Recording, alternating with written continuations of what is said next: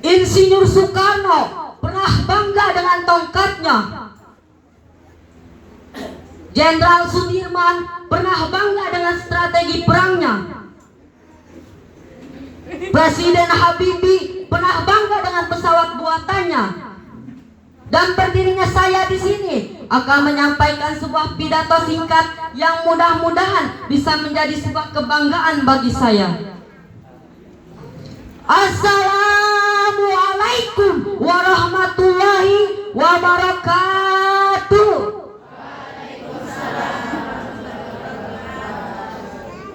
Alhamdulillahirabbil alamin wa bihi nasta'inu ala umuri dunya waddin. Assalatu wassalamu ala asrafil anbiya'i wal mursalin wa ala alihi wa sahbihi ajma'in. Amma ba'du. Asyhadu an la ilaha illallah wa asyhadu anna Muhammadar Rasulullah.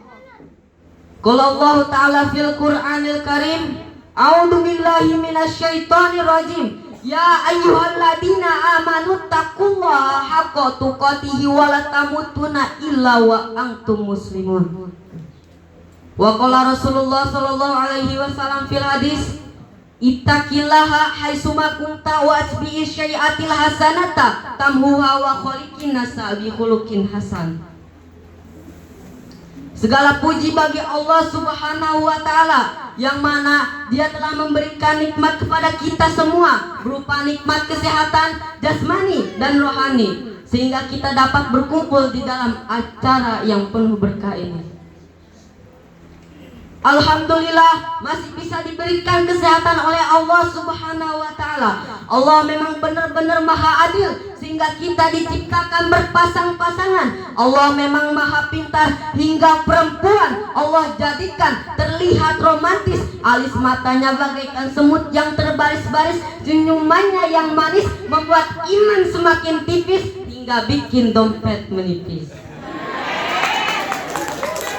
Yang kedua kalinya, salawat dan salam semoga dilimpahkan kepada pemimpin Islam sepanjang masa, seorang pahlawan yang tak pernah makan bakwan, seorang proklamator yang tak pernah naiki motor. Beliau adalah sang kekasih Allah, berpangkat Rasulullah, bertitel Habibullah, putra Abdullah, ibu Aminah, tak lain dan tak bukan ialah Habibana wa Nabiyana wa Rasulana wa Maulana Muhammad sallallahu alaihi wasallam. Tak lupa kepada keluarganya, sahabat-sahabatnya, tabi'in tabi'utnya. Semoga kita diakui sebagai umatnya di yaumil akhir. Amin ya Allah ya Rabbal alamin.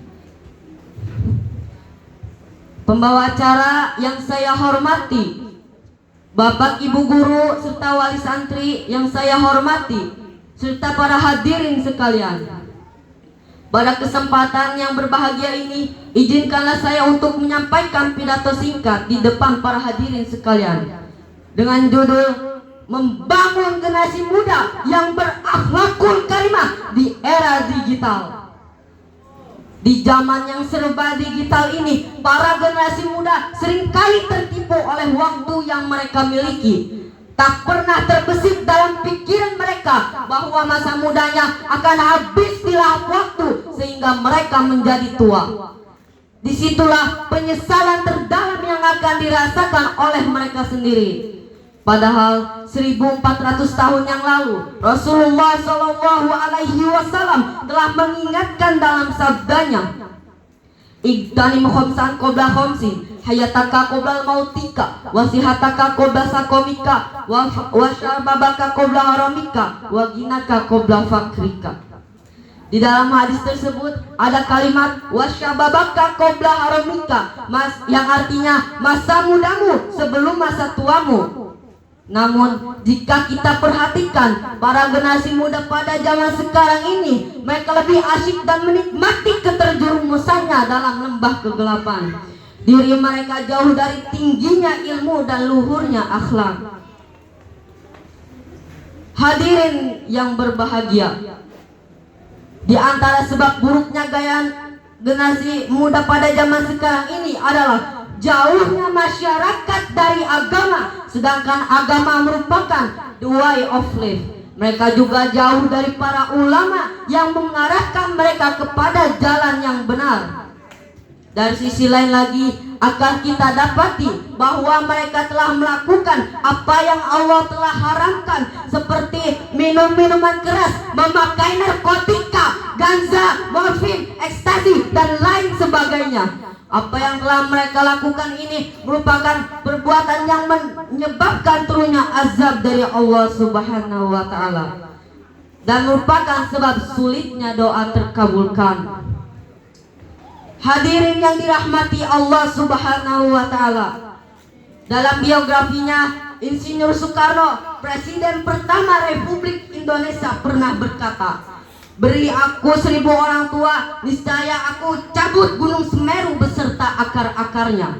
Dan beri aku 10 pemuda, niscaya aku guncangkan dunia." Dalam perkataan ini Soekarno mengatakan bahwa pemuda adalah orang yang sangat berpengaruh dalam peradaban, karena pemuda memiliki idealisme yang tinggi, mampu berpikir kritis, analisis, dan kreatif. Namun sangat begitu disayangkan, para generasi muda pada zaman sekarang ini yang harusnya belajar ilmu agama malah mempermainkan agama, dikarenakan otak mereka telah terdoktrin berbagai hal paradigma yang sesat. Sudah pasti kita tidak menginginkan generasi Islam yang rusak moral dan bobrok akhlak, karena generasi muda yang seperti itu tidak mencerminkan jiwa seorang muslim. Hadirin yang dirahmati Allah Subhanahu wa Ta'ala,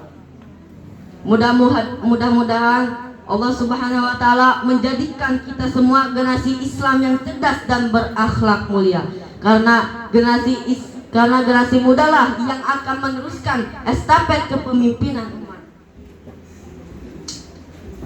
Sebagaimana seorang penyair mengatakan, "Inna fi yadis syaban amrul ummati wa fi akdamiha hayataha." Sesungguhnya di tangan pemuda lah urusan umat, dan dalam kemajuannya lah umat akan hidup. Demikian pidato yang dapat saya sampaikan. Mohon maaf apabila banyak salah. Membajak sawah ketika turun hujan, apabila ada kata yang salah mohon dimaafkan. Apabila ada sumur di ladang, boleh kita menumpang mandi pakai sampo. Apabila ada umur panjang, boleh kita bertemu lagi dengan saya yang mirip Aliando. Putih-putih bunga mawar, harum wangi di pagi hari. Pidato saya sudah selesai, kalau rindu hubungi lagi. Akhirul kalam, wassalamualaikum warahmatullahi wabarakatuh. Waalaikumsalam warahmatullahi wabarakatuh. Mana tepuk tangannya? Thank you very much to Brother Ali. Respected ladies and gentlemen, we have now reached the highlight of today's event. Ayyuhal hudurul kiram, wasalna al-an ila dhuwatin hafrina lihadzal yaum. Hadirin yang kami hormati, tibalah saat yang paling kita nantikan, prosesi pemanggilan dan medali siswa dan siswi kelas 9 Madrasah Sanawiyah Ashifa dan kelas 12 Madrasah Aliyah Ashifa yang alhamdulillah telah lulus. Bagi nama-nama yang dipanggil diharapkan untuk